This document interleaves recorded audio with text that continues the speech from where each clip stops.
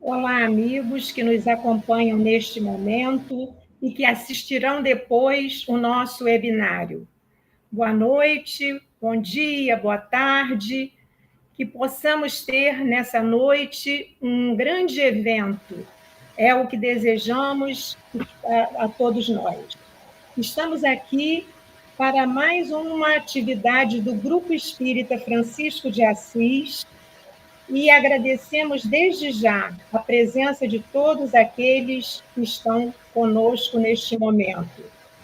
Nós hoje temos a grata satisfação de ter conosco o companheiro Marco Milani, que em outras oportunidades já esteve, que foi um colaborador da casa, sobretudo no momento da pandemia, aquele difícil momento que experimentamos aí há muitos anos atrás, né? Porque já ficou para nós bem distante, e nós agradecemos muito a ele estar numa noite de sábado conosco, compartilhando o seu conhecimento, e é sempre tão produtivo para quem assiste. Nós, hoje, vamos realizar um webinário com uma frase de Erasto, que é conhecida daqueles que se aplicam ao estudo da doutrina espírita, né? É uma frase muito repetida, às vezes repetida até com algum equívoco, né, Milani? Mas é uma frase que circula no meio daqueles que se aplicam, sobretudo, ao estudo das obras de Kardec. É a frase de Erasto, que está presente no capítulo 20 do Livro dos Médiuns, no item 230, em que Erasto nos diz que é preferível repelir 10 verdades a aceitar uma única inverdade, uma única mentira. Então, antes de passar para o Milani falar para nós, né, trazer para nós as suas reflexões acerca dessa frase tão rica, eu gostaria que ele se apresentasse, esse companheiro que está lá em São Paulo, nessa noite que para nós aqui já é muito fria, imagino lá para ele, mas ele está valente ali, não está de casaco não, né? Então, companheiro, seja bem-vindo à nossa casa, a esse espaço, e fique à vontade aí para fazer a sua apresentação. Obrigado, Thelma. Primeiro, meu boa noite a todos. Grande alegria de estar aqui. Quero cumprimentar a Thelma, a Patrícia, né, em nome do Grupo Espírita Francisco de Assis, e a todos os amigos, né, que eu tenho lá, a Marta, né, todo o pessoal. E também quero dizer, viu, Thelma, que fiquei muito feliz quando você disse que eu colaborei com a casa e continuo colaborando, porque para mim é uma grande alegria. Você citou a época da pandemia. Ela teve os seus inconvenientes, claro, mas teve o lado bom de também oferecer novas oportunidades de interação, e essa foi uma delas, né? Então, eu me sinto muito confortável de estar aqui fazendo parte do GEFA, tá? Fazendo parte do grupo. Para mim é uma grande alegria. E quero cumprimentar também os amigos do canal Espiritismo com Kardec, que se ofereceram, se predispuseram também a participar da nossa exposição de hoje, né? E aí eu cumprimento em nome do Marcelo e também de toda a equipe essa iniciativa também. Tá? E a todos aqueles nossos colegas que estão nos assistindo, grande satisfação de estar aqui. Minha apresentação rápida, né, que você pediu, eu posso dizer resumidamente, né? Hoje eu atuo na USE, na União das Sociedades Espíritas do Estado de São Paulo, onde eu atuo como diretor de doutrina. Também atuo como presidente da USE Regional de Campinas, que é a região onde eu moro, na cidade de Olambra, é uma cidade bem pequenininha que fica aqui na região de Campinas, tá? E atuo também como colaborador em duas casas espíritas, que é o Centro Espírita Allan Kardec de Campinas e o Centro Espírita Semente de Luz, aqui de Olambra mesmo. E também, entre outras atividades, também atuo, né, como palestrante e articulista, e coordeno o canal Educador Espírita, que, além do YouTube, tem também um blog, né, onde eu disponibilizo os textos, né, que a gente costuma produzir. Então, resumidamente, na minha atuação no movimento espírita mais destacada recentemente tem sido essa, e profissionalmente eu sou professor universitário, né? Então, essa é a minha apresentação sintética aí. Você faz pouca coisa, né, Milani? Você faz pouca coisa. Não muito mais do que os espíritas em geral, viu?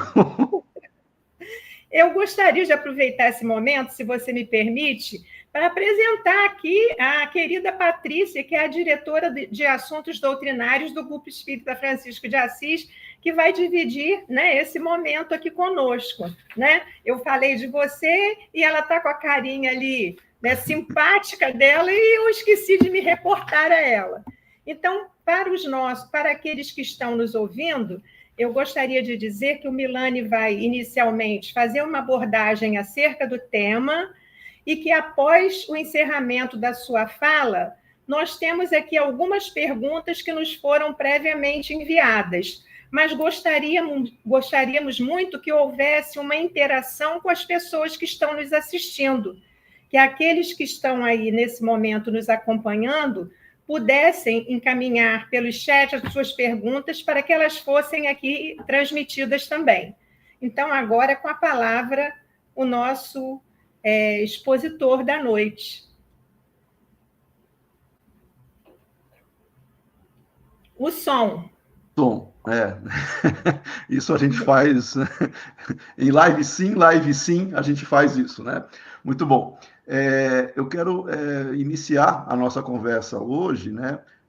Para chegar nesta frase de Erasto, que a Thelma muito bem já referenciou, e que ela é, de fato, viu, Thelma? Ela é bastante reproduzida e as pessoas talvez não entendam a profundidade que ela traz e os aspectos metodológicos que, obviamente, a gente vai discutir aqui, e doutrinários, né, Patrícia? Patrícia, da área doutrinária, também sabe da relevância desse aspecto. Então, eu vou iniciar abordando justamente a autoridade da doutrina espírita para poder chegar nessa frase. E que a autoridade da doutrina espírita nós podemos destacar, sendo que ela mesma ela é bastante ignorada por boa parte dos espíritas.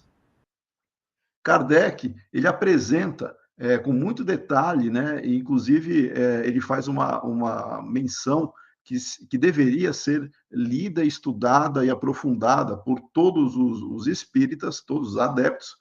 Ele faz essa menção logo no Evangelho segundo o Espiritismo, na introdução.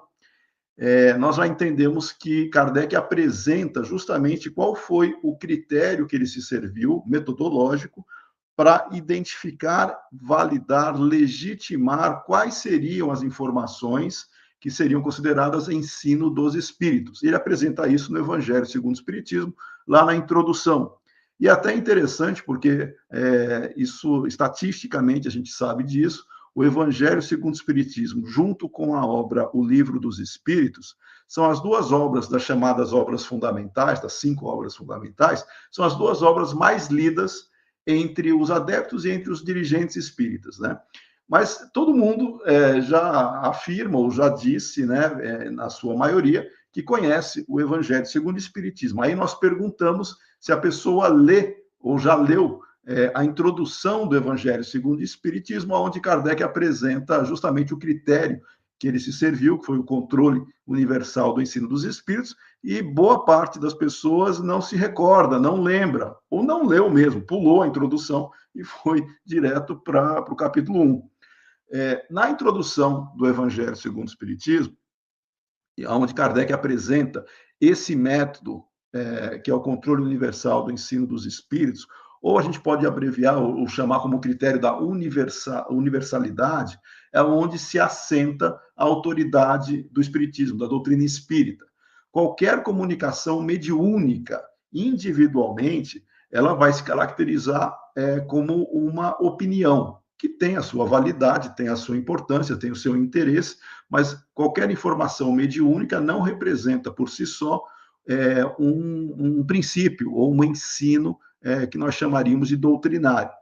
E também o nome do médium, que o próprio Kardec não destacava ou não fazia muita questão de que ele fosse evidenciado. Kardec ele abreviava o nome dos médiuns em muitas das mensagens, ele não citava o nome dos médiuns, porque não é importante. Se nós pegarmos as 5 obras fundamentais, eu não vou falar de todas as obras de Kardec, mas fazendo uma referência agora às 5 obras fundamentais, por que nós não temos o nome do médium explícito?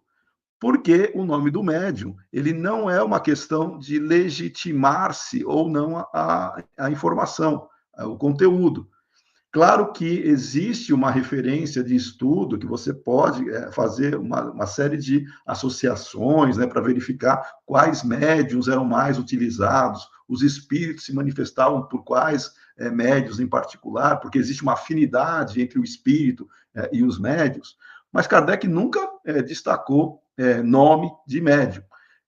Então, isso daí eu estou só trazendo porque a gente vai fazer um contraste depois com uma cultura brasileira onde passou-se a valorizar e quase que a endeusar médiuns, né? Como se isso fosse o critério para validar uma informação. Muito bem.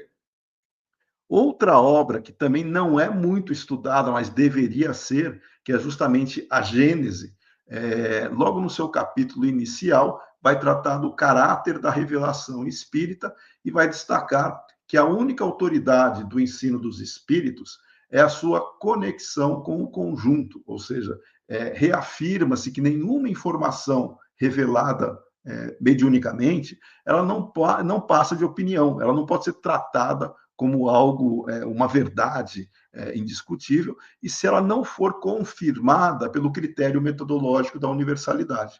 Então, no livro, na Gênese, reforça-se o critério que Kardec se servia, metodológico, e, infelizmente, esse aspecto ele não é tão destacado ou evidenciado dentro dos centros espíritas, dentro do movimento espírita em geral. Todo mundo já ouviu falar, talvez, né, no método, mas a aplicação dele deixa muito a desejar quando as pessoas passam a utilizar-se de argumento de autoridade para validar uma informação, para validar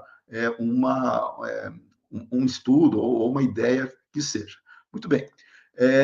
E aí, quando Kardec faz uma exemplificação, né, desse ensino simultâneo, porque diferentes fontes que não se conheciam convergindo para a mesma informação, você já começa a ter um elemento dentro desse método da universalidade que Kardec se serviu, e justamente ele destaca todas as vezes que os grupos mediúnicos tentaram trazer respostas para questões que não estavam muito consolidadas, que não tinham o devido tratamento, a devida preocupação com essa ideia de diferentes fontes, e era uma coisa mais exclusiva, ou muitas vezes que os próprios espíritos não tinham interesse ou não tinham condições de responderem de uma maneira afirmativa, porque os espíritos não vão substituir o esforço que nós encarnados temos que fazer para buscarmos respostas para aquilo que nos compete. Nenhum espírito sério ele vai propor respostas para algo que nós temos que descobrir enquanto produto do nosso próprio esforço por mérito. Então, o espírito sério ele não dá respostas para algo que cabe a nós respondermos. Mas muitos grupos sempre tiveram essa curiosidade ou esse interesse de ter respostas para questões um tanto espinhosas ou polêmicas. O grupo vai ter resposta, porque espíritos se comunicando, isso não é tão difícil de acontecer. O problema é validar a informação.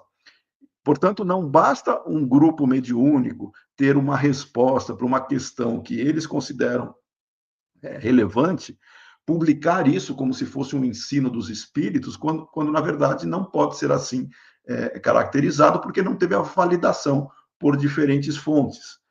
E não adianta publicar algo achando que se outros grupos reproduzirem ou reforçarem aquela ideia, isso vai se caracterizar como universalidade, porque perde-se o critério científico, as fontes não podem se conhecer e elas não podem trocar ideias previamente.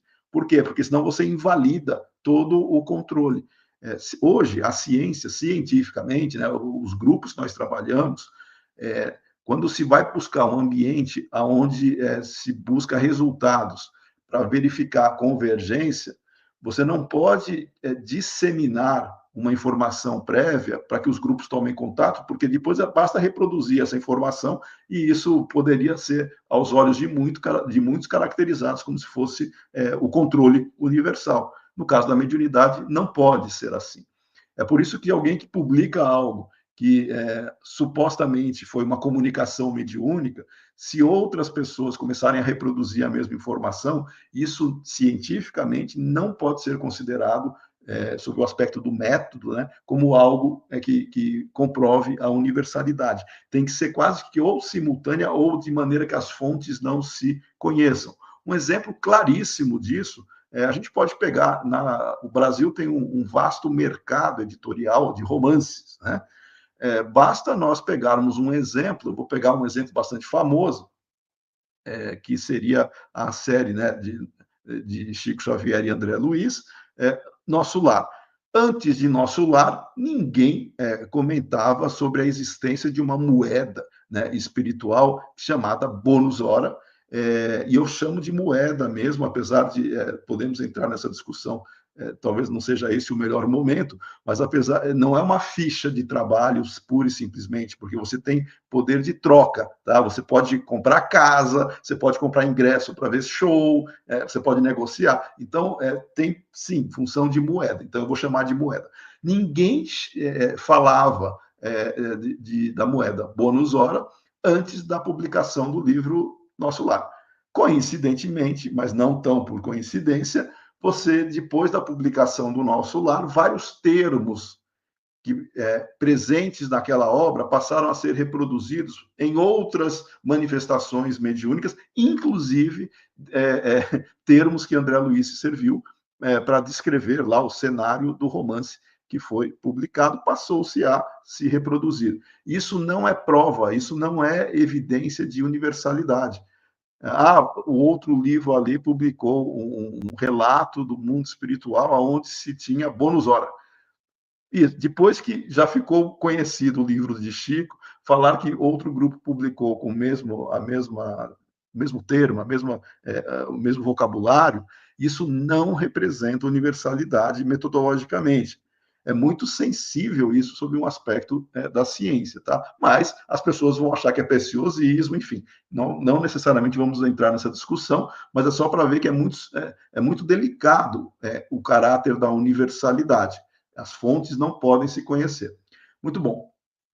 Outra obra fundamental que já falamos da Gênese, né? O próprio livro Céu e Inferno, ele também tem uma característica muito peculiar que deveria ser mesmo, né, uma leitura obrigatória para qualquer espírita, né, o que queira conhecer a realidade espiritual.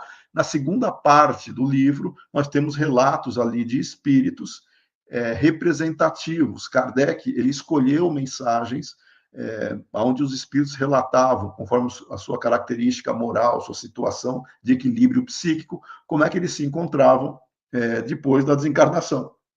E ele classifica esses relatos conforme os grupos, né, que ele utilizou, que vão desde espíritos felizes, espíritos medianos, espíritos sofredores, suicidas, enfim. Ele vai relatando, né, características de como o espírito se encontrava ali depois de desencarnado. Esses espíritos, Kardec seleciona dentro de uma série de centenas ou milhares de comunicações que ele possuía, ele pega as mais representativas para justamente ter uma generalização daquele tipo de desencarne, daquele tipo de condição moral, mas não que seja só uma opinião. Várias mensagens relatando a mesma coisa, Kardec entende isso que seja representativo. Se quisermos conhecer o que acontece na realidade do espírito após a desencarnação, a gente tem que ler o livro Céu e Inferno. As pessoas que não leem o livro Céu e Inferno passam a adotar como referência o que está escrito em outras fontes, né, geralmente romances, do que acontece com o espírito quando ele desencarna e passam a tomar aquilo como verdade e generalizam aquilo. E aí a gente vai no livro Céu e Inferno e nós não identificamos fatos, né, ou elementos que são apresentados como tal em romances na condição do espírito. E aí, como que nós ficamos? Nós acreditamos mais no relato que os espíritos nos deixaram, que Kardec selecionou, usando um critério de validação das mensagens, ou a gente vai pegar uma opinião de um relato, né, de um ensino que as pessoas poderiam assim chamar, né, dentro de um romance, mas que é mais opinativo. Metodologicamente, a gente tem que tomar cuidado, a gente não pode acreditar em tudo se não tiver respaldo. Também não é ser 8 ou 80, né? Então eu vou refutar qualquer ideia, qualquer mensagem, qualquer comunicação. Se não tiver evidência, deixa de lado, até que os fatos comprovem. É isso que o método científico faz. Não é nem o que aceita tudo cegamente, nem o que refuta tudo cegamente, porque isso também, cientificamente, não teria muito sentido, a não ser que você tenha justificativa factual para fazer isso. Mas, enfim, essas necessidades que nós temos de validação, sendo que o critério da universalidade é o elemento central da autoridade doutrinária, nenhuma opinião de encarnado ou desencarnado, por mais interessante e respeitosa que seja, ela vai integrar o corpo teórico espírita, apenas por se tratar de novidade ou um suposto avanço no conhecimento ou por argumento de autoridade, foi o médium tal ou foi o espírito tal. Isso a gente deixa de lado, até que fatos comprovem. Como filosofia espiritualista, né, obviamente a doutrina espírita, o espiritismo, ele se contrapõe à cosmovisão materialista e adota a fé raciocinada como seu principal aforismo, né, perante essa realidade objetiva. Então, nós temos uma situação muito evidente, que é a contraposição às ideias materialistas, no sentido de que não existe nada além da matéria, mas não é por isso que a gente vai aceitar tudo que supostamente descreva ou relate como é a realidade espiritual. Qualquer premissa ou nova informação doutrinária, ela deveria, portanto, né, e condicionalmente estar calcada aí na análise crítica dos fatos, frente a esse intercâmbio mediúnico que nós temos com essas diferentes fontes que nós podemos nos deparar. E analisar o conteúdo justamente com a prudência que nós deveríamos esperar quando temos essa rede, né, de informações. E esse zelo, e aí já caminhando para entendermos a frase, né, que a Thelma leu como título da nossa apresentação hoje, esse zelo perante novas ideias, perante informações, perante supostas revelações, para tudo isso ser validado, legitimado, isso tem que ser corroborado pelos próprios desencarnados, e isso dentro desses critérios de legitimação. E aí, o Erasto, quando ele traz essa famosa frase, né, a gente vai repetir aqui no seu contexto, quando ele diz que é melhor repelir, refutar 10 verdades momentaneamente do que admitir uma só mentira ou uma única teoria falsa, ele vai justificar o porquê. Primeiro que a verdade ela é perene, a verdade não vai mudar. Se a gente não identificar algo ou classificar algo como verdadeiro agora, se a verdade é perene, a gente vai chegar na verdade em algum momento.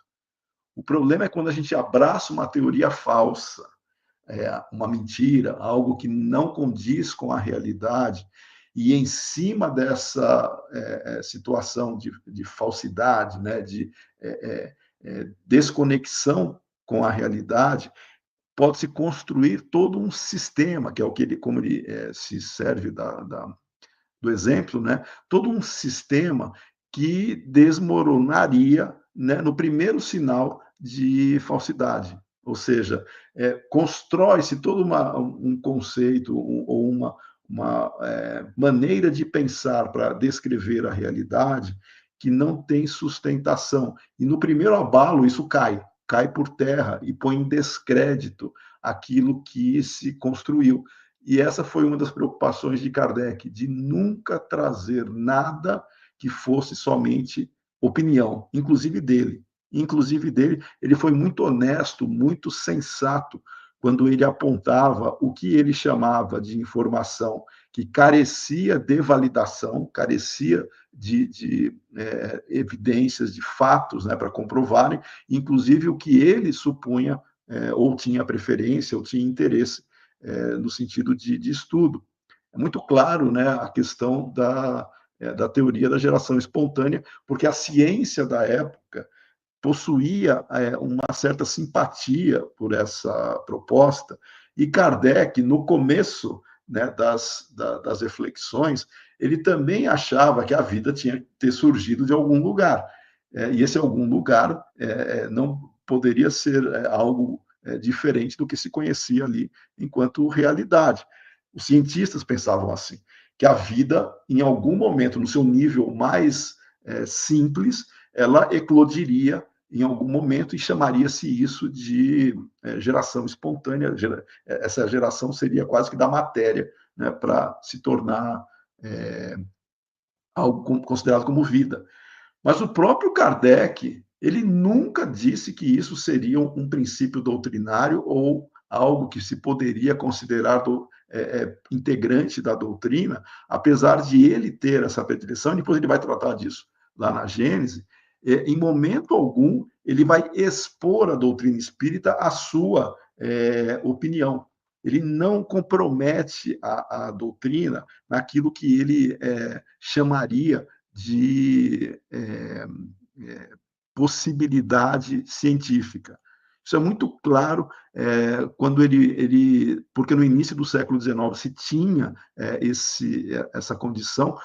Pasteur, ele só comprovou, né, ele só refutou a teoria da geração espontânea em 1861, quando o Livro dos Médiuns estava sendo lançado, né? Ou seja, Kardec ele foi contemporâneo dessas discussões, e foi contemporâneo, inclusive, de Pasteur. Só que Pasteur ele apresenta as suas ideias e os seus fatos, né, dos micro-organismos em 1861. Ou seja, não é uma coisa assim, ele apresentou, todo mundo muda de ideia automaticamente. Demora para se fazer um processo de esclarecimento e de compreensão do que foi colocado ali. Então, de qualquer forma, quando Erasto faz essa menção, é justamente para se evitar que se tome um elemento que fuja da realidade para construir uma fantasia, basicamente, né, que vai ruir no primeiro sinal de comprovação oposta. Então, é preferível não aceitar afoitamente algo, porque depois vai desmoronar.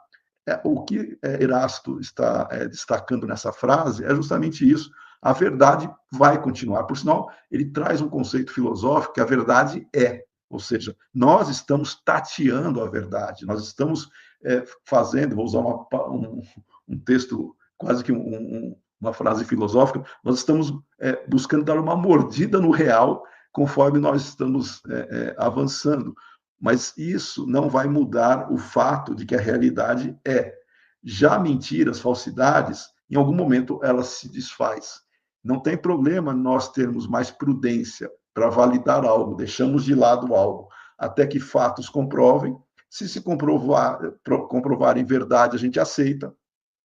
Se comprovarem falso, a gente abandona. É simples assim. Essa é a prudência do cientista. Diferente daqueles que, num primeiro, quase que por impulso, querem sair por aí abraçando ideias, como se fossem novidades, como se fossem atualizações, sem ter o devido respaldo dos fatos, da realidade. Então, é isso que Erasto ele vem trazer com relação à justificativa, por que não aceitar algo de maneira rápida, de maneira afoita, sem ter as devidas precauções. Estranhamente, né, o que baseia a autoridade da doutrina espírita parece que ela é ignorada por parcela significativa dos próprios adeptos. Ou seja, isso é fundamental, é a autoridade da doutrina espírita. Nós deveríamos fazer isso para tudo, para qualquer comunicação, para qualquer informação. Mas isso, historicamente, até no contexto cultural, quando os primeiros grupos no Brasil passaram a ser formados, Isso não foi, não era algo que era valorizado. Pelo contrário, os primeiros grupos mediúnicos, né, que se formaram no Brasil para estudar espiritismo, claro que nós tivemos pessoas também que tinham essa preocupação, mas a maioria, elas optaram por quase que um processo de devoção a espíritos e médiuns.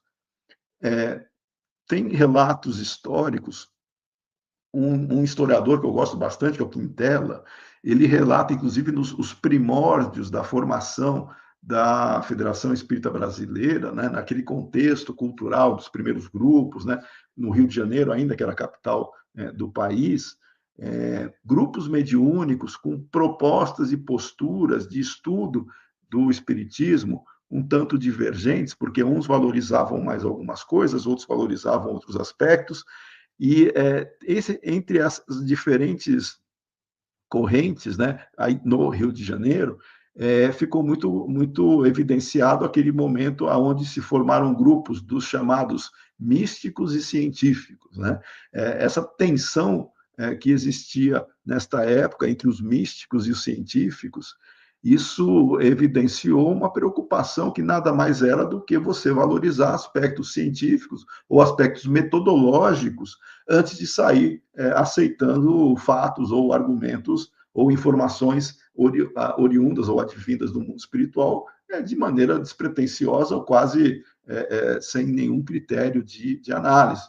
E a gente sabe, a história conta isso, que os grupos que perduraram, né, que perseveraram e que predominaram, vamos chamar assim, foram aqueles grupos devocionais, aqueles grupos que talvez não tinham tanta familiaridade com os critérios da cientificidade esperados para se validar elementos que pudessem legitimar aquilo que nós chamaríamos de fato, com elementos que Kardec colocaria com diferentes fontes validando e convergindo, né, para a universalidade. Tanto é que a gente sabe que algumas ideias um tanto esdrúxulas, né, apareceram naquela época e tiveram, e tem até reflexo até hoje, né? Por exemplo, o rustanguismo. Né? O rustanguismo é, sem sombra de dúvidas, uma situação completamente esdrúxula que a gente tem em termos de conceito, porque ela fere literalmente princípios doutrinários, tanto da retrogradação do espírito, né? Porque aceita-se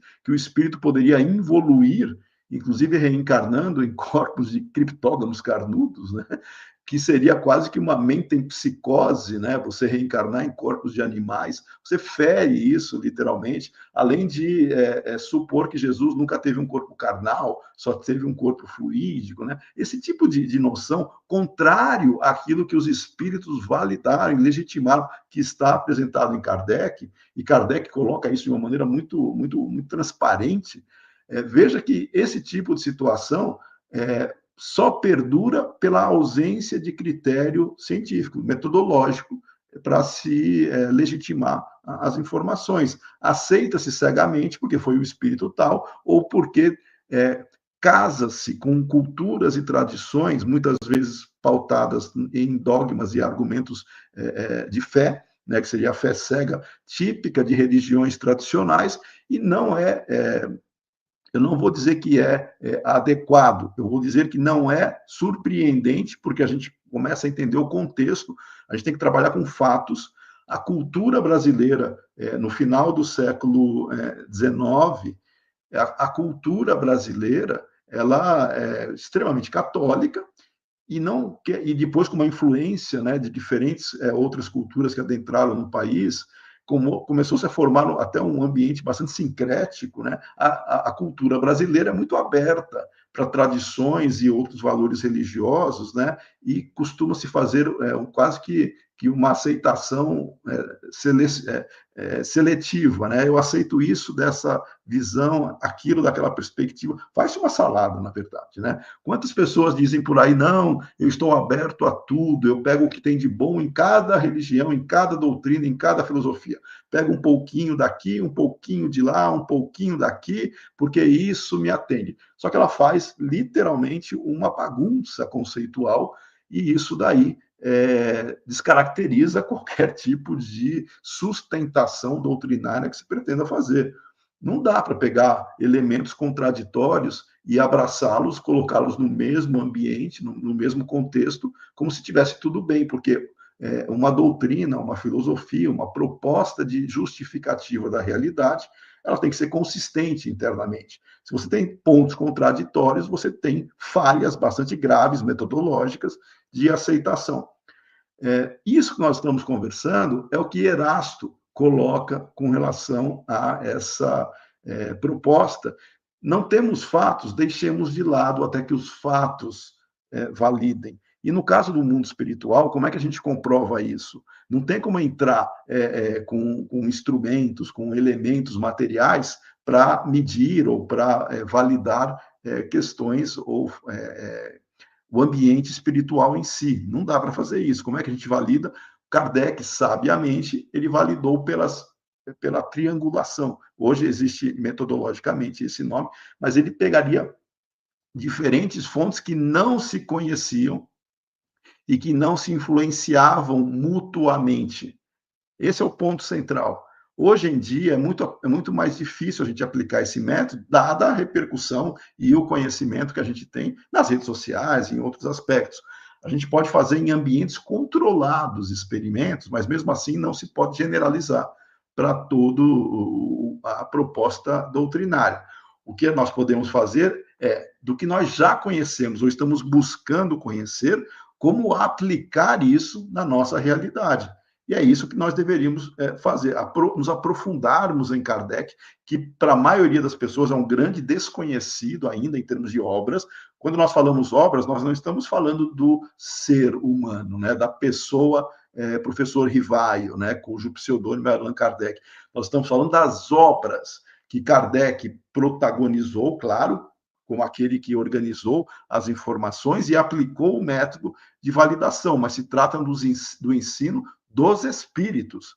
Quando nós falamos do espiritismo, nós estamos falando que é um produto dos espíritos, que foram devidamente validados pelo critério da convergência, e não um produto da cabeça ou da opinião de um homem chamado professor Rivaio, que era o Allan Kardec. É um conjunto de informações, elas podem e devem ser analisadas, ponderadas, criticadas. Se provarem erradas, a gente abandona e aceita o novo. Mas aí que está, precisa ter método para fazer isso. Tanto é que na própria proposta doutrinária nós temos isso já na sua raiz, na sua essência. Algumas pessoas não sabem usar direito os termos, né, e confundem. Mas eu vou falar dois termos aqui, tá? O primeiro deles é ortodoxia e heterodoxia espíritas.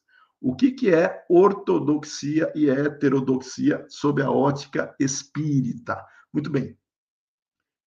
No espiritismo, né, assim como em diferentes áreas do conhecimento, a gente tem esses conceitos que estruturam a doutrina espírita, no caso, né, e a gente vai trabalhar agora essa compreensão de ortodoxia e heterodoxia. Sinteticamente, ortodoxia ela se refere à aderência, à plena concordância que alguém tenha ou que um grupo tenha sobre o ensino dos espíritos que foram apresentados nas obras de Allan Kardec. A plena aderência, a plena concordância, a compreensão e validação, né, e aceitação desses princípios e aplicação desses princípios usados, inclusive, na argumentação que a gente usa. A gente usa esses princípios para justificar as nossas falas e as nossas práticas. Isso é ortodoxia, é você estar aderente aos princípios fundamentais, no caso espíritas, né, do espiritismo. A heterodoxia, veja, como a palavra já está dizendo, ela vai se ligar a interpretações práticas e narrativas que se afastam de maneira significativa dos ensinos expressos em Kardec. Então, a ortodoxia está aderente ao ensino dos espíritos. A heterodoxia, ela se afasta desses ensinos, propondo novas abordagens, propondo novos princípios, pressupostos divergentes dos princípios originais, seja pela incorporação de conceitos, de ideias estranhas ao corpo doutrinário, ou mesmo pelas variações interpretativas que nós vamos ter. Isso que eu estou dizendo não é só para o Espiritismo, eu estou discutindo o conceito mesmo de ortodoxia e heterodoxia. Isso aí é muito utilizado no meu campo profissional. Eu sou economista. É muito comum nós termos correntes ortodoxas e heterodoxas. Por quê? Porque os princípios econômicos, né, eles são discutidos, contrapostos, e aí vai se caracterizar o que se alinha para um lado e o que se afasta de outro. Mas a gente aplica isso para o conceito espírita também. Mas um equívoco recorrente que se tem é justamente aqueles que são menos afeitos ao pensamento científico e à própria doutrina espírita, eles vão supor que a ortodoxia ela se prenderia a algo engessado, a algo ligado à imobilidade, à cristalização de ideias, né? Como se fosse um sistema fechado e impermeável. Tem gente que acha que chamar alguém de ortodoxo é quase que uma ofensa, né? Tratar isso de maneira pejorativa. Eu sou ortodoxo. Por quê? Porque eu entendo que os princípios doutrinários são consistentes, e eu não preciso trazer e me afastar dos princípios doutrinários, propondo novas coisas, primeiro porque eu não preciso de fatos para fazer isso. Mas, enfim, tem gente que adota a palavra ortodoxia e ortodoxo como se fosse algo imóvel, engessado, e não é nada disso. É algo aderente aos princípios já existentes. É isso que é ortodoxo. E o espírita ortodoxo, naturalmente, ele vai entender que os próprios espíritos, eles deixaram o dinamismo como um elemento natural. O dinamismo da doutrina, agregando novos conhecimentos, faz parte, já está dentro da doutrina. Se fatos novos surgirem, a gente abandona o antigo e assume o novo. Isso faz parte da ortodoxia espírita. Você está aberto a discutir o que já existe, a discutir o que se propõe e verificar se tem validade ou não. Aceita-se o que tiver validade. Isso faz parte da ortodoxia. Ou seja, não é nenhuma ofensa chamar alguém de ortodoxo. Eu sou ortodoxo, tá? Nesse sentido de aderência aos princípios espíritas, que já prevê o dinamismo espírita. Aquele que não analisa novos fatos e nega o caráter progressivo do espiritismo, ele não compreendeu a própria dinâmica da ortodoxia espírita. Ele não entendeu que dentro da ortodoxia espírita existe o caráter dinâmico e progressivo do espiritismo. Isso é ser ortodoxo. Por outro lado, a heterodoxia, ele parte-se, né, de premissas e conceitos que são hipotéticos ou doutrinariamente divergentes, buscando, né, ou concebendo um novo corpo teórico sobre bases que ainda carecem de legitimação e validação. Ou seja, imprudentemente abraçam-se ideias antagônicas, ou seja, princípios antagônicos e distoantes ao ensino dos espíritos, e passaram pelo critério da universalidade adotado por Kardec. Ou seja, exige-se reformulação, no caso da heterodoxia, sem provas de princípios e práticas. Então, o ponto de tensão entre esses diferentes posicionamentos de adeptos, se a gente fosse trabalhar o conceito mesmo entre adeptos ortodoxos e heterodoxos, é a ausência de um método capaz de legitimar e validar as informações doutrinárias diante de novos fatos, de ideias, nesse complexo ambiente tecnológico de hoje. Ou seja, aquele que propõe coisas sem provas é heterodoxo. Aquele que fala que o mundo dos espíritos é assim, sem evidência, é heterodoxo, porque não validou as suas fontes. Tá? Simplesmente são opiniões que precisam ser validadas. E aí Erasto, ele de novo vai servir para a gente entender o porquê de refutar-se 10 verdades antes de se aceitar uma falsidade. O heterodoxo, ele não tem muita preocupação em aceitar algo sem prova, sem validação, porque ele não tem essa mentalidade mais de comprovação dentro do aspecto científico que o espiritismo já prevê na sua ortodoxia. Eu trouxe essas questões, mas também para gerar uma reflexão, porque eu sei que a maioria das pessoas usa essas palavras de maneira indevida, cientificamente. Usa no sentido pejorativo mesmo, de ofender o outro como se fosse ortodoxo, mas a partir do momento que alguém fala que o outro é ortodoxo, ele se assume heterodoxo. E ele nem sabe o que é isso. Então, fica aqui a reflexão. Eu vou encerrar a minha fala, vou passar a palavra para a Thelma, para a Patrícia, dada essa introdução, né, ou essas reflexões, para a gente agora conversar. Então, muita paz para vocês, fico à disposição agora das nossas conversas. Ô, Milani, antes da primeira pergunta propriamente, eu vi aqui no chat uma observação de Marta, e eu gostaria que você falasse um pouco sobre ela, já que a gente teria até mais tempo para oferecer a você, uma vez que nós começamos atrasado, né? Ela perguntou se ortodoxia tem alguma coisa a ver com conservadorismo ou não. Ótimo. É outra palavra muito mal entendida, né? Porque, infelizmente, hoje, Thelma, Patrícia e Marta, né, que está participando, nós temos hoje narrativas que são utilizadas sem qualquer preocupação de se entender os conceitos. E, infelizmente, elas são utilizadas... qual é o principal, hoje, ponto de tensão que faz com que as pessoas tenham divergência? Política. Tá? Então, todo o processo de reflexão, ela sai do campo científico e entra no campo das paixões e, infelizmente, das paixões políticas. Então, se perguntar para alguém que vem já com o seu mundinho, né, o seu vocabulário, o seu arsenal, baseado em narrativas, que a pessoa entende que seria ortodoxo, conservador, progressista e outras coisas, se a pessoa não entende o conceito legítimo desses tópicos, ela vai partir de bases completamente infundadas e ninguém se entende. Que é, infelizmente, o que acontece quando as pessoas se propõem, eu não diria conversar seriamente, mas uma fica brigando com a outra, elas partem de conceitos muito diferentes. Então, a questão da Marta é interessante, porque o que ela está chamando de conservadorismo, aí depende da ênfase, tá? Que a gente pode trabalhar a ideia de conservador.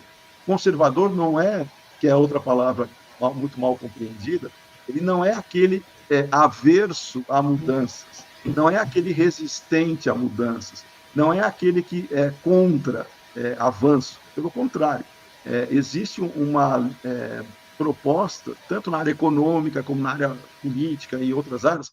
Conservador é aquele que respeita e valoriza, aí sim, princípios e valores específicos. Em cima desses princípios e valores, obviamente, ele aceita, claro, desenvolvimento e o progresso da própria sociedade, da tecnologia e de outras coisas. É diferente de querer pôr uma pecha, né, de querer estigmatizar que o conservadorismo ou a ortodoxia seriam ambientes herméticos, fechados, de pessoas que estão, de novo, com resistência e com aversão a avanço. Não é nada disso. Tá? Isso é o que as narrativas maniqueístas, e principalmente no campo político, né, costumam fazer. Mas só reforçando, Marta, ela tem a ver, sim, no aspecto de respeito a princípios e valores, mas não isso no sentido da palavra exata, mas não no sentido de você trazer narrativas político-ideológicas, porque daí cada um vai dar uma definição de conservador, tá? Ou de ortodoxo. Mesmo no meio espírita, se falar para alguém, você é ortodoxo ou heterodoxo? A pessoa, se ela partir da ideia de que na cabeça dela o ortodoxo é o engessado, ela, não, eu sou então heterodoxo. Aí você pergunta para ela, então o que é ser heterodoxo? É não ser engessado. Isso é falso. Isso é falso, filosoficamente, em termos de definição de conceito. Mas, infelizmente, a gente está num país onde a cultura ela não prima pela profundidade do sentido das palavras. Está sem som, Theo. Tinha uma pergunta aqui na tela da Marta, mas ela foi retirada. Alguém poderia colocar novamente? É essa, Milani? Você alcança? Sim. Você falou na Gênesis e no Céu e Inferno, acho que devemos considerar a revista espírita como laboratório, como vimos comumente. Eu não sei quem perguntou, mas vou responder. O Kardec disse que era laboratório. Na verdade, logo na introdução do livro A Gênese, ele faz essa menção. Kardec, ele menciona que a revista Espírita, por sinal, é muito bonita a frase que ele usa, porque ele diz, quando ele vai justificar a Gênese, ele fala assim, olha, somente agora nós temos condições de publicar e avançar e trazer alguns assuntos que estavam ainda na fase de amadurecimento. Ele depois vai citar, logo no final, lá no finalzinho da frase dele, ele vai citar que a revista Espírita é um laboratório, é um ensaio onde se colocam ali as ideias para se fazer as reflexões e a maturação. A partir do momento em que as ideias são maturadas, aí elas se consolidam e poderiam ser levadas, né, no caso, para as obras fundamentais. Deve-se estudar a revista Espírita? Sim, todos. Né? A revista Espírita é riquíssima, riquíssima. Eu diria que é quase que uma viagem no tempo, né, quando nós fazemos, porque a gente consegue vivenciar o que Kardec estava fazendo, como é que o Espiritismo estava, inclusive, na época, sendo recebido, as dificuldades, os desafios e, principalmente, né, as comunicações, as informações, as propostas, e nós vamos encontrar muitas propostas que vingaram, que foram consolidadas e a partir daí foram transportadas para as obras ditas fundamentais, e outras que não, que ficaram ali aguardando confirmação e não foram validadas, mas estão lá na Revista Espírita. Então, quem chamou de laboratório, né, de ensaio, foi o próprio Kardec, mas não quer dizer que não valha a pena, e por sinal deve-se, né, estudar a Revista Espírita com muita profundidade, porque a gente vai entender várias passagens que a gente vai ver nas obras fundamentais que foram ali discutidas, debatidas, trabalhadas, e Kardec, inclusive, isso é muito interessante, comunicações mediúnicas que foram apresentadas na Revista Espírita, Kardec, quando vai publicar essas comunicações nas obras fundamentais, ele pode, inclusive, sintetizar ou alterar de maneira a visão dele, né, a fazer um processo quase que de enxugamento, de síntese, para levar para as obras fundamentais. Tá? É muito interessante isso. Agora a nossa primeira pergunta, né? A segunda, no caso. A gente tem aqui uma que nos foi enviada previamente, em que o autor da pergunta diz assim: Milane, com a popularização da internet, muitos são os canais que se apresentam como espíritas, alguns com um número expressivo de seguidores. Nestes canais, nós encontramos vídeos com os seguintes títulos, só a título de exemplificação. O sofrimento de Dercy Gonçalves, o presidente anunciado por André Luiz, muitos podem enlouquecer nos próximos anos. E aí, quando a gente vai, né, viajando ali, a coisa só vai piorando. Estamos próximos do contato com a vida em outros planetas. Como podemos atuar para que a afirmativa de Erasto possa, na prática, inibir essas aberrações que se apresentam como conteúdo espírita? Perfeito. Esse é um desafio. Quem que perguntou, Thelma? Tem o nome da pessoa? Fui eu. Ah, foi você. Excelente. Thelma, esse é um desafio que a gente, infelizmente, vivencia, mas eu diria que a gente tem que ter a serenidade de não assumir a responsabilidade pela mudança de comportamento e de conscientização do outro. Né? Outro dia eu estava conversando isso com outros colegas, é o seguinte, imaginem os pais que dão toda a atenção, carinho, orientação e educação para os filhos, só que os filhos decidem, de alguma maneira, tomar caminhos ou ações que desagradam ou que os pais repreenderiam, não gostariam que fizessem. Os pais não, eles fizeram tudo o que eles podiam, mas eles não são os filhos. Os filhos têm o livre-arbítrio para agir, mas os pais podem orientar dentro do possível. No caso dessa convivência de pessoas que não têm a mínima noção do que seja espiritismo, elas acham que sabem o que seja espiritismo, usam o nome espiritismo e saem por aí falando uma besteira atrás da outra, né, de dar vergonha alheia mesmo, canais, você citou muito bem, canais que se dizem espíritas, com centenas de milhares. Veja a que ponto nós chegamos. Centenas de milhares de seguidores, né, de inscritos, que disseminam aberrações se nós fôssemos passar pelo crivo racional da legitimação, da validade.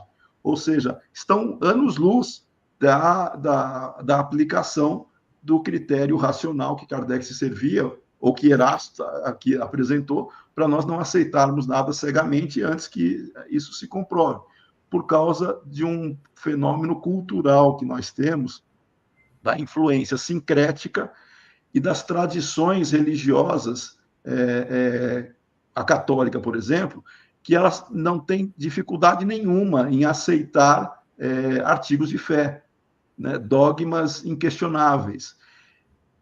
Junta o sincretismo com uma tradição, muitas vezes a pessoa é um atavismo que ela traz, né? Porque quantas encarnações nós já não passamos com essa dependência de alguém dizendo para nós o que fazer ou deixar de fazer? A pessoa traz isso e o processo de emancipação intelectual dela não é tão simples. Isso é algo que a gente tem que compreender também, é entender que o momento do outro ele não é aquele momento que nós gostaríamos que fosse. Entretanto, cabem às pessoas que têm consciência de que isso é uma aberração, de fazer o certo. Ainda que a repercussão que nós estamos buscando fazer não seja tão grande quanto esses canais têm, a gente tem que fazer o que nos cabe dentro do nosso raio de influência, porque minimamente a gente fica com a consciência tranquila, mas a gente não pode também abandonar ou desanimar. Nós temos que fazer a nossa parte de buscar oferecer àqueles que tiverem condições de assimilar ou de se deparar com os conceitos espíritas na sua na parte genuína, na sua legitimidade, que são as obras de Kardec que nós apresentamos. Mas a gente vai ficar de novo, né? Aí vem aqueles discursos, o mundo evolui, nós temos que trazer coisas novas. Ok, mas valide as coisas novas. É esse o ponto, é o método. Ninguém está negando coisas novas, mas valide as coisas novas. Não basta ficar só no eu acho, foi o espírito que disse, foi o médium que falou. Isso não é validação. Então, é o problema metodológico que nós temos no Brasil, a cultura espírita do movimento, boa parte, ela, infelizmente, padece da ausência de critério metodológico para se fazer um processo de análise racional, crítica e aceitação daquilo que nós poderíamos chamar de conhecimento doutrinário ou espírita. A gente pode estudar qualquer coisa, discutir qualquer coisa, só não pode chamar de espiritismo aquilo que a gente não validou ainda. Esse é o ponto. Mas, infelizmente, muita gente traz aquilo que se faz no sentido quase que oposto, né? Eles entram no misticismo que foi quase o que destruiu o espiritismo na França, naquela época, né? Pós-Kardec. Pós-Kardec, nós temos relatos muito consistentes. Lemarie, por exemplo, que foi um dos continuadores de Kardec ali, ele deixou publicar lá na Revista Espírita artigos de teosofia, né? Inclusive, propunha-se na época templo teosófico espírita, e por aí vai. Então, veja que a gente tinha ideias, e logo depois, né, claro, tem todo um contexto social também, de guerras e outras coisas, mas o espiritismo na França, ele entrou num declínio onde ele foi visto posteriormente como algo vinculado ao ocultismo. Por quê? Porque ideias antagônicas, contrárias ao que o espiritismo efetivamente prega, entrou-se nessa situação. As pessoas passaram a desacreditar que seria espiritismo por não conhecer a essência e se apegar ao que estavam fazendo dele, no sentido de movimento interpretativo. É a mesma coisa no Brasil. Tem gente que acha que o espiritismo são os livros, são os romances de tal autor. Não! O espiritismo que nós temos é Allan Kardec. Romance, são todos bem-vindos, deve-se ler de tudo, mas a gente tem que saber separar o joio do trigo. E se a pessoa não sabe separar o joio do trigo, qual que é o grande ponto? Nós vamos enfrentar dificuldades enormes de explicar para a pessoa que tem que ter um método por trás para validar a informação. Isso parece óbvio, mas não é tão óbvio. Você falou dos canais. Pouquíssimos canais hoje eu reconheço, a gente consegue perceber que tem a preocupação de trazer uma pluralidade, de trazer uma reflexão, de estar aberto, inclusive, a discussões, a debates, mas respeitosos. Esse é o ponto. Respeitosos. O canal que está participando conosco hoje, né, que é o Espiritismo com Kardec, né, que é dos nossos amigos do ECK, né, que eu acompanho já há bastante tempo, eu até falo com o Marcelo, né? Eu e o Marcelo, a gente tem já vários anos que a gente conversa, e é muito interessante porque a gente consegue conversar de qualquer assunto, mesmo que a gente não concorde plenamente um outro dele, o respeito é o mesmo, a amizade, o carinho, isso é o que faz com que nós tenhamos essa busca, né, por aumento. E o ECK, no caso, mesmo que apresente coisas ali que alguns não concordem, né, e outros concordem, é um espaço de reflexão. O que a gente não pode aí sim, estigmatizar, querer pôr algo totalitário, né, querer pôr algo impositivo, no sentido de você falar, não, a minha verdade tem que prevalecer. Mas uma coisa que eu acho fundamental, Thelma e Patrícia, que está aqui, que é essa questão do respeito, e que Kardec já falava, a partir do momento em que não se tem troca de ideias, ainda que para se buscar uma reflexão sobre divergências, perde-se a troca respeitosa, aí você, infelizmente, não vai ter um ambiente adequado para nada, para reflexão. A partir do momento em que um quer julgar o outro, impor ao outro a sua maneira de pensar, aí a gente já começa a ter problemas, porque uma das coisas mais ricas que o Espiritismo tem é a liberdade de consciência. E poucas pessoas estão preparadas para entrar em um ambiente de respeito. Você pode divergir, mas você respeita o outro. E para muita gente isso é impossível. Se a outra pessoa pensa diferente, ela passa a ser tratada como um inimigo. E aí a gente tem que tomar cuidado nessas frentes. Você citou alguns canais que falam aberrações mesmo, né? Inclusive místicas. A gente tem duas grandes frentes problemáticas hoje no movimento espírita. Uma é essa, que é a questão do sincretismo, do misticismo, das pessoas que não têm a mínima preocupação metodológica de validação das informações e acreditam em fantasias e outras coisas. Elas são espiritualistas, em geral, mas se acham espíritas. Bom, esse é um dos problemas para ser enfrentado. O outro mas não chega a ser tão novidade, mas que, infelizmente, nos últimos anos vem ganhando essa contradição, são os militantes político-ideológicos de todos os lados, tá? Assim, independente do lado. São os militantes que querem transformar o espiritismo em palco, em arena, para falar que o espiritismo deve apoiar este ou aquele, o espiritismo deve comprar esta ou aquela pauta programática. O espiritismo é muito maior que isso. E aí as pessoas querem criar confusão, querem ter divisão, e a pessoa que quer dividir, estereotipando o outro, dentro do espiritismo, eu não considero espírita, porque o espírito só tem um, e é o que Kardec dizia, que é aquele que respeita, é aquele que busca entender, é aquele que tem compreensão sobre as diferentes posições, mas sem agredir, sem entrar em conflito no sentido pejorativo mesmo, né, da agressão.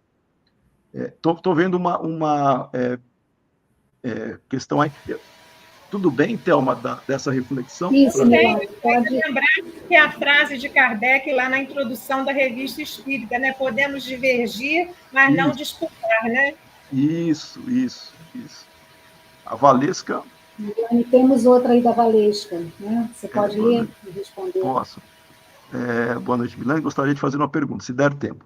Como podemos, no trabalho de educação espírita, incentivar a valorização da verdade sem cair em julgamentos ou rigidez excessiva? Perfeito, Valesca. Esse daí é aquilo que a gente estava falando justamente da abertura para a gente refletir, para a gente entender os princípios e para a gente trabalhar a questão das bases doutrinárias, no caso, né, que é do Espiritismo, que a gente vai se servir para construir o nosso discurso, a nossa argumentação. Os princípios espíritas, eles são muito bem definidos. Os princípios espíritas, e até fica uma dica, né, no caso da educação espírita, em qualquer grupo de estudos, não importa o nível das pessoas, em termos se já estão há mais tempo ou pouco tempo, se tem uma formação sociocultural X, Y, Z, os princípios espíritas têm que ser apresentados. Né? Usando, obviamente, a linguagem, usando todos os conceitos para que a comunicação seja efetiva. Aonde estão, no primeiro momento fica mais fácil de entender, aonde Kardec apresenta os pontos centrais do Espiritismo. Logo na introdução do Livro dos Espíritos, no item 6, na introdução, ele coloca lá 34 parágrafos, eu agrupei em 14 pontos, tá? Mas tem 34 parágrafos lá, onde Kardec apresenta quais são os pontos principais do Espiritismo. Eu agrupei em 14, mas isso é só para a questão de estudo e discussão nos grupos que eu participo, mas a ideia é ler todos os parágrafos, tá? Esses pontos centrais que Kardec traz, eles são fundamentais. Quais são esses pontos centrais que têm que ser apresentados em termos de princípio? Ou seja, você tem que partir deles. Não é ficar discutindo, pode ser diferente. Se provar que é diferente, ok, mas se não provar, são esses pontos mesmo. Isso não é ser rígido, isso filosoficamente, a gente tem que ter premissas. Então, tem que partir das premissas que estruturam o Espiritismo. Eu até tenho no meu blog, se me permitirem, eu coloco aqui eu ponho aqui aqui, ó. Eu vou colocar no chat, aqui. Ó, vou colocar aqui no chat, tá? É o Educador Espírita. Vê se foi. Foi. Aí, Valesca, tem os pontos, um resumo, né, dos pontos relevantes do Espiritismo. Esses pontos são os princípios que nós partimos para desenvolver todas as reflexões que estruturam depois, a gente vai entrando em detalhes, vão entrar na questão dita de princípios, de ensino dos espíritos, tá? Isso daí não é ser rígido, isso aí é ser filosoficamente coerente de partir desses princípios como eles dados, validados, legitimados pelo ensino dos espíritos. De novo, se provarem diferente, a gente abandona e aceita, mas se não provar, é isso daí mesmo, tá? Partindo daí, a gente consegue estabelecer uma relação com todos os demais tópicos que são tratados de uma maneira fraterna, mas apresentando as evidências da onde Kardec e os espíritos tiraram as reflexões, e você vai ver como esses princípios eles fazem sentido, eles na raiz eles vão estar presentes. Tá? Então, a valorização da verdade tem que ser assim, tem que partir de princípios. Se fosse usar uma filosofia até hegeliana, poderia ter a tese, a antítese, e depois a síntese, ok, mas tem que partir dos princípios para a gente trabalhar os conceitos que a gente vai aplicar. O problema é quando entra na aplicação, porque aí sim, aí pode ter a opinião da pessoa que vai identificar como aplicar aquilo, e aí pode ter distorção. E aí esse é o maior cuidado, não é discutir os princípios, é discutir a aplicação. A gente estava falando das questões políticas, né? Posso falar aqui também. Tem gente que fala o seguinte, olha, imagina o espírita que é a favor disso. A gente tem milhares de abordagens que a gente pode fazer de caracterizar o que alguém poderia ser a favor ou contra, mas é a opinião da pessoa. Tá? Mas no caso do espiritismo, ele é muito claro com relação ao que ele defende enquanto proposta doutrinária. Isso ele é muito claro. Tá? Não é uma questão de rigidez. O que a gente só tem que tomar cuidado é na opinião da aplicação. Aí sim, aí, infelizmente, a gente vai ter que trabalhar as questões culturais de sincretismo e de estabelecer um ambiente de respeito para apresentar prós, contras, bases válidas ou opiniões.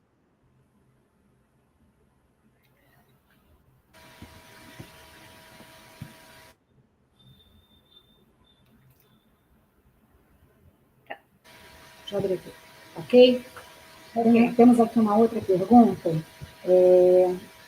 Como adotar nos dias de hoje a mensagem do Espírito Verástico em temas que Allan Kardec não tratou, como, por exemplo, a aplicação de passe, a distribuição de água fluidificada, atendimento fraterno.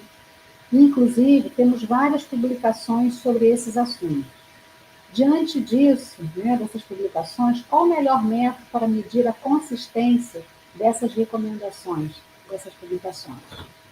Legal. Muito interessante, daí envolve práticas, né? Mas no caso dos conceitos, na verdade, Kardec tratou assim, né? Quando ele fala do magnetismo, ele está tratando do que nós chamamos de passe. Ele não chamou de passe, ele chamou de magnetismo. Ele mesmo estudava o magnetismo, mas quando ele vai trabalhar a questão da fonte e da aplicação do magnetismo, né? Mas ele se serve muito do conceito de magnetismo da época, mas o que nós chamamos de passe hoje é em função dessa proposta que ele já trazia. E aí ele vai falar das fontes, né? Tem o magnetismo espiritual, que é puramente quando o espírito atua diretamente sobre o indivíduo, o misto, que é pegando fluidos do encarnado, do desencarnado no assistido, ou, enfim, só do aplicador ali. Ele tratava assim, mas ele sempre tratou na questão dos princípios. A aplicação é que diverge. A aplicação, a gente vai ter técnicas para a aplicação do passe, por exemplo. A gente não pode falar que uma técnica por si só é melhor que outra, pura e simplesmente porque a gente gosta mais dessa ou daquela. Não. A gente tem que trabalhar o conceito e a aplicação em si. No caso do passe, que é tratado de uma maneira muito objetiva, o que é o passe, e Kardec trata, né, em termos de substituição de uma célula mal-sã por uma molécula, de uma molécula mal-sã por uma molécula sã, é um processo fluídico, é um processo de envolvimento e atuação fluídica através do pensamento e vontade. Kardec traz, sim, os princípios. O problema é a aplicação, que daí você vai ter gente que vai falar assim, não, eu vou resgatar os movimentos que os mesmeristas, né, quem estudava Mesmer, eles adotavam, porque a palavra passe, inclusive, vem desses movimentos. Alguns acham que era só a transmissão fluídica, mas vem de movimentos também. Então, eu vou adotar passes com movimentos. Não, eu só vou fazer a imposição de mãos. Você vai ter técnicas de aplicação e umas podem parecer mais racionais que outras, conforme a cultura local e da casa que vai ser aplicado. Então, Kardec tratava. O problema é você escolher alguma das técnicas, mas tem que ser fundamentado na cultura local e a cultura da casa. É muito chato, né? A gente entrar em alguma casa que aplica o passe dessa ou daquela maneira e você fala, não é assim. Não, não é assim. Cada um respeita-se, né, as técnicas que cada um vai usar. Nós podemos discutir a validade. Por exemplo, aqueles que acham que você vai ter que fazer movimentos para aplicar o passe, aqui em São Paulo, pelo menos, eu não sei no Rio, mas aqui em São Paulo, a gente teve uma influência muito grande de uma pessoa chamada Edgar Armon. Ele era místico e ele trazia uma série de referências um tanto esotéricas, de centros de força, de chakras e outras coisas. Isso não tem na doutrina espírita. Isso não tem na doutrina espírita. Mas muitas casas compraram essa ideia e passaram a adotar isso para justificar paz. Quando você começa a trazer conceitos de outras denominações, eles podem ser úteis, eles podem ser interessantes de serem estudados, mas em momento algum eles são considerados espíritas, porque eles não têm fundamentação doutrinária. No caso de Kardec, claro que ele conhecia o esoterismo. Kardec ele lia, ele conhecia a proposta que existia na época, né? Tem gente que acha que Kardec nunca leu nada oriental. Claro que ele lia, mas ele não abraçou, porque não era isso que os espíritos estavam trazendo, o próprio conceito de perispírito, né? perispírito, doutrinariamente, é um só. Mas tem gente que quer dividir, quer fazer cascas, né? Que nem uma cebola, né? Não, porque vai ter corpo mental, corpo astral, não sei o quê. Isso não tem fundamentação doutrinária. Ah, mas foi no livro tal, do romance tal. Ok, não é por isso que vai se caracterizar um princípio espírita. Isso pode fazer parte de estudo, de análise, ok, mas isso não integra a doutrina espírita. Então, a linha de reflexão é mais ou menos essa. Tudo pode ser discutido pensando nos princípios, e aí vem as aplicações. Nas aplicações, a gente vai ter muita divergência, muita divergência. E esse é o ponto que a gente tem que ter uma cultura científica, ou deveria, né, valorizar uma cultura científica mais intensa.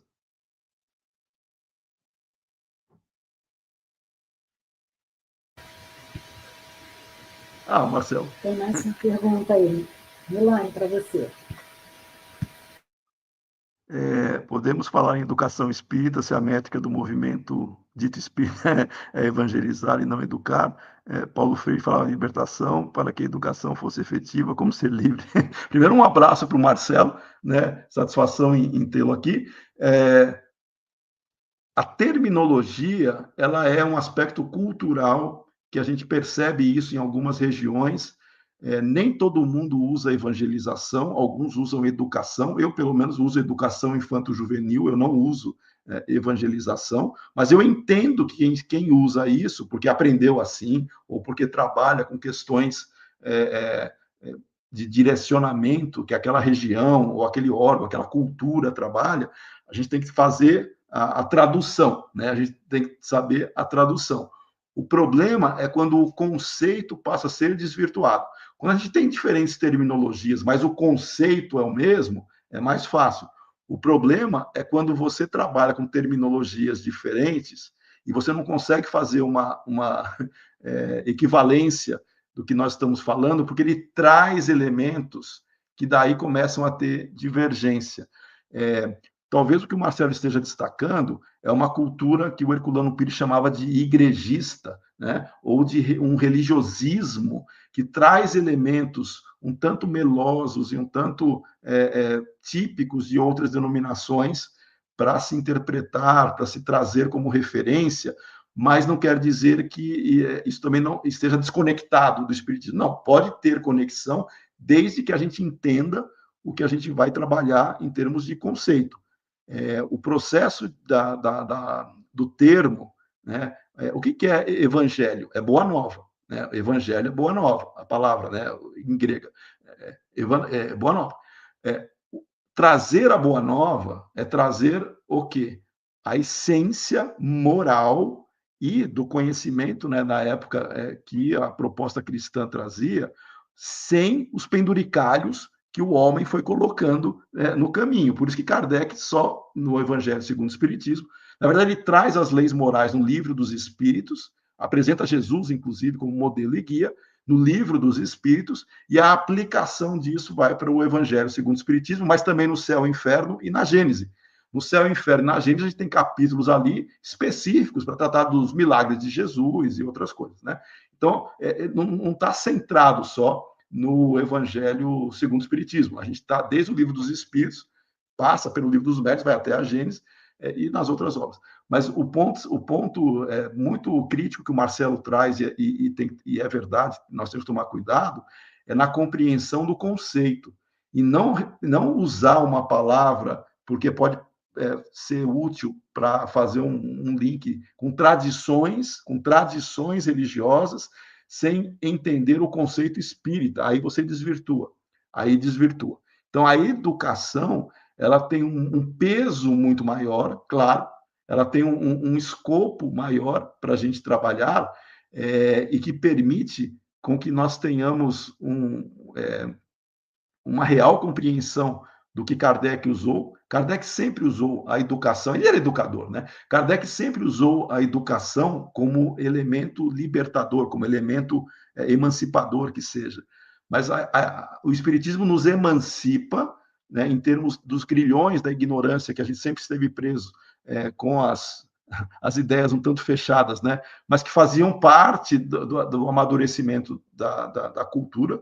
Nós só estamos aqui hoje porque a gente passou pelo passado, ou seja, ninguém sai de um ponto e vai para outro se não vivenciar experiências nesse processo. Hoje nós temos condições já de nos emanciparmos. Mesmo assim, é um desafio, como a Thelma disse muito bem, basta ver esses canais, esses ambientes que se dizem espíritas e pregam, literalmente, elementos que não têm nada a ver com o espiritismo, são místicos, alguns deles são igrejeiros mesmo, né? Ou quase que poderia só mudar o nome, né? Em vez de chamar de espírita, põe lá católico, que dá na mesma, né? Porque não muda nada, uma série de elementos. Então, são dois problemas, é o termo, se tiver equivalência, tem que saber traduzir, se não tiver equivalência, tem que esclarecer sobre os conceitos, mas, de novo, né, com fraternidade, com respeito, para a gente não querer também tirar o momento de reflexão das pessoas, que cada um tem o seu nível de compreensão. Né? A gente tem que ser firme e duro, no sentido perseverante, né, de continuar com a nossa proposta de esclarecimento. Se a gente sabe que o termo talvez não seja adequado, vamos usar educação infanto-juvenil. É melhor do que evangelização. Porque o adulto, se for pegar o conceito de evangelização, o adulto também tem que ser evangelizado, entre aspas, porque não é a criança. Mas no Brasil, culturalmente, no movimento espírita, se direcionou para a educação infanto-juvenil. Não. Evangelização, no seu conceito, é para todo mundo. Mas no Brasil se fez um nicho, né? Não, aí eu prefiro educação infanto-juvenil, que aí sim, você tem uma proposta muito mais emancipadora do que você ficar preso com conceitos de ficar limitado ao Novo Testamento para trazer elementos morais.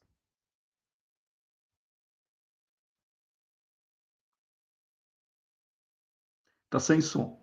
Na verdade, educação espírita, eu acho que é um termo que deve se aplicar a qualquer segmento de idade, né? Todos nós estamos em permanente processo de educação.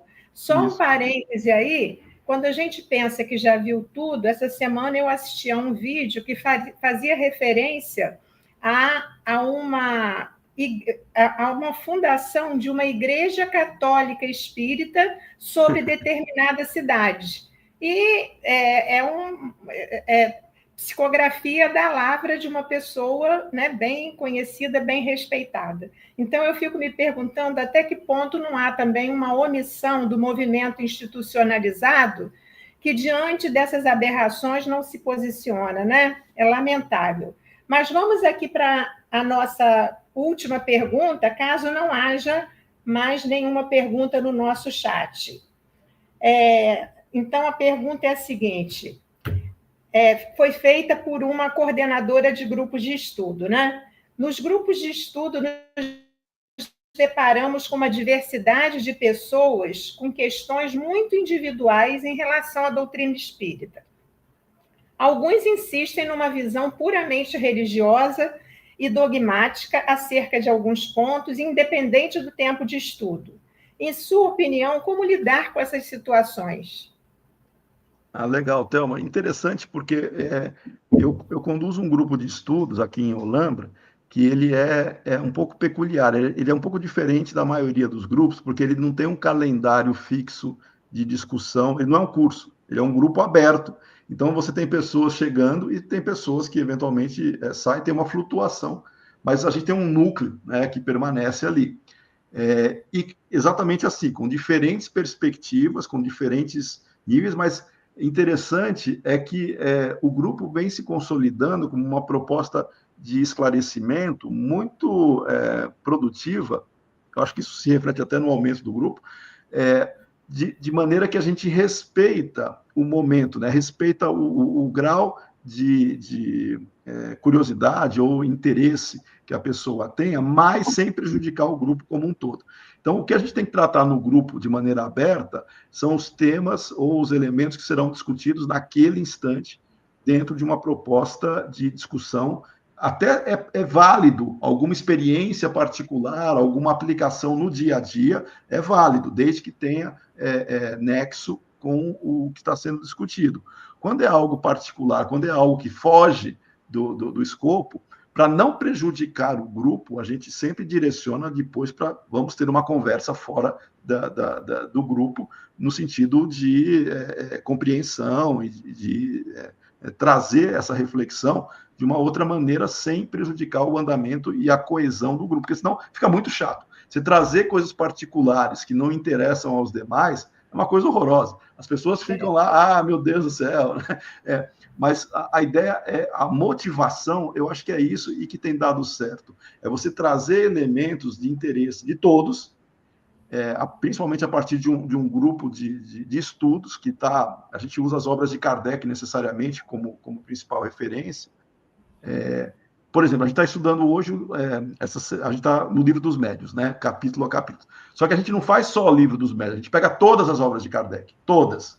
Eu acho que um dos pontos que a gente tem que tomar como proposta é não ficar restrito ou limitado a uma obra, tem que pegar todas as obras de Kardec, porque o contexto de Kardec é um conjunto. Então, o que a gente estuda, na verdade, é o conjunto Kardec, e a gente pega algumas obras pelo tema, né? Mas sempre Kardec. E o mais interessante é o espanto, viu, Thelma e Patrícia? Patrícia da área doutrinária sabe também. As pessoas chegam, não importa se ela tem muitos anos de doutrina espírita, ela entra no grupo, ela vem com uma bagagem que ela acha que doutrina são os romances que ela leu, né? Aí quando ela entra no grupo e começa a estudar Kardec, coisas que ela nunca tinha se deparado ou visto de uma maneira mais específica, num primeiro momento ela fica meio chocada. Ela fica meio chocada, porque confronta com a maioria dos romances que a gente tem por aí. E aí ela vai entendendo a dinâmica e o mecanismo de como funciona a estruturação da doutrina espírita e a evolução do pensamento, passa a ser algo quase que abrir as portas para um mundo novo. A pessoa ela fica extremamente... depois ela fica feliz. No primeiro é um choque, mas depois ela abre e ela fica extremamente grata até por ser apresentada a um processo de descobrimento da própria doutrina espírita, que vai fazer com que ela se descubra também, porque a doutrina espírita ela busca uma autorreflexão e um autoconhecimento. Então, o grupo de estudos, se tivesse direcionamento de motivar, trazer os princípios espíritas, estudando Kardec em todas as obras, e a aplicação no dia a dia, desde que seja de interesse do grupo, e quando for muito particular, algo separado para não desmotivar o grupo, eu acho que isso tem sido bem interessante. Patrícia, alguma pergunta mais? Não, eu acho que agora, né, Milene, a gente já tem aí um material muito, muito interessante, né, para a gente pensar, né?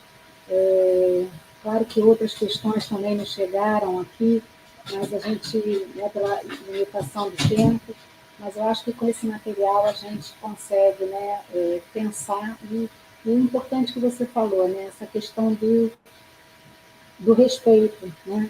Você falou agora que as pessoas, quando chegam no grupo e se deparam, né, com uma outra informação diferente daquela que ela traz na sua bagagem, né, há aquele primeiro choque. Mas a gente também tem que respeitar que, às vezes, não é o momento dela ainda, né? E mesmo sendo exposta àquilo, ela continua com a sua dita verdade, né? Isso. Mas nós estamos em processo, cada um de nós no nível né, desse estágio, desse processo de progresso aí, desse aprendizado, né? Então, eu acho que a gente sai daqui com essa mensagem, né, que muito se tem acesso, acho que a gente precisa ter esse cuidado com esse acesso, com aquilo que nós trazemos, e a responsabilidade da casa espírita, a responsabilidade de quem um expositor, de quem é um coordenador de estudo, de apresentar isso, né, de uma maneira assim, de levar esse ponto com base nesses princípios, né, que é apresentado por Kardec, e cada um ali faz a sua leitura, e temos que respeitar, mas a gente não pode se omitir, né, quando a gente se depara em relação a essa publicação que a Thelma comentou, vem até uma atualização de uma modernização, né, do nosso lar, né? Então, assim, como que isso, né, pode trazer, e voltando um pouco a essa primeira pergunta, quando a gente olha canais que, até mesmo algumas lives nossas que tem uma abrangência pequena, né, e esses canais, claro que tem uma cobertura muito maior, mas o volume de acessos, assim, é um absurdo, né? Então, assim, o que realmente cada um de nós está buscando procurar? Cada um no seu momento vai procurar aquilo que faz parte, né? Mas a gente tem que ter canais e espaços dentro da casa espírita para abordar e para apresentar isso nessa ótica de Kardec, né? Não é nova, é a dele e que a gente precisa colocar luz sobre isso, tá bom? Então, eu deixo agora você, nesses minutos finais, para fazer as suas considerações. Desde já fica aqui o nosso agradecimento do Grupo Espírita Francisco de Assis, em nome da diretoria, de todos os trabalhadores, pela essa noite de hoje, né? E como a Thelma falou, né? Você já colaborou lá no passado, está colaborando hoje, e a gente vai ficar de olho para você colaborar, né, mais à frente com outros encontros, com outros temas. Tá bom, Milano? Nosso agradecimento. Obrigado. Obrigado, Patrícia. Obrigado, Thelma. Será um prazer. Quero destacar, reforçando isso, né, que a Patrícia falou e que a Thelma tinha levantado, o que nós temos feito hoje para tentar combater esse tipo de ideias um tanto fantasiosas e mágicas, né, é justamente insistir na necessidade de validação das informações, que é o que a gente está discutindo hoje, que a gente falou na nossa live de hoje. Esse é o grande ponto que nós estamos insistindo. Claro que isso incomoda muita gente, porque as pessoas elas são quase que na cabeça delas, se alguém importante falou, então é verdade. Não, a gente questiona. E a gente justamente é isso que mais talvez deixe as pessoas um tanto contrariadas, porque a gente questiona qualquer um, e isso faz com que as pessoas comecem a achar que nós somos contra fulano, não importa quem seja, a gente respeita a todos, mas não é porque fulano diz que a gente vai aceitar aquilo cegamente. Então fica aí, né, o reforço de que esse é o nosso papel enquanto espíritas, não aceitar nada de graça, questionar e principalmente se sentir confortável com a própria consciência e não ficar seguindo eventualmente imposições dos demais. Quero agradecer mais uma vez, né, a todos aqueles que estiveram aqui conosco, não só da equipe técnica, né, que está aqui, a Thelma e a Patrícia, elas estão aqui na frente, mas lá atrás, né, tem toda uma equipe participando, que deram suporte, né? Quero agradecer aos amigos que participaram do chat, que também contribuíram bastante para as nossas reflexões, a parceria com o canal ECK, né, que também teve essa gentil oferta de nós retransmitirmos. Também fico à disposição, não só aqui para o Jefa, né? Para mim é a segunda, é a Casa Carioca, né? Casa Carioca aqui. É Carioca ou Fluminense? Fluminense. A Casa Fluminense, do Jefa, fico à disposição e coloquei aqui aquele link lá quando a Valesca tinha perguntado. Vou deixar o link também, tomando a liberdade aqui. Ó, esse link aí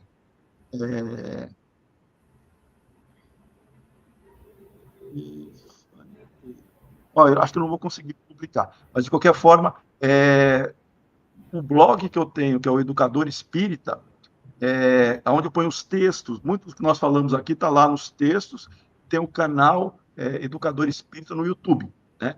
Que eu vou tomar liberdade depois de retransmitir a nossa conversa aqui, porque é assim que a gente vai, ainda que nós sejamos não esses canais com centenas de milhares, mas formiguinhas, mas que a gente vai conseguindo trabalhar de uma maneira mais consistente, tá bom? Obrigado a todos mais uma vez, muita paz para vocês e até uma próxima.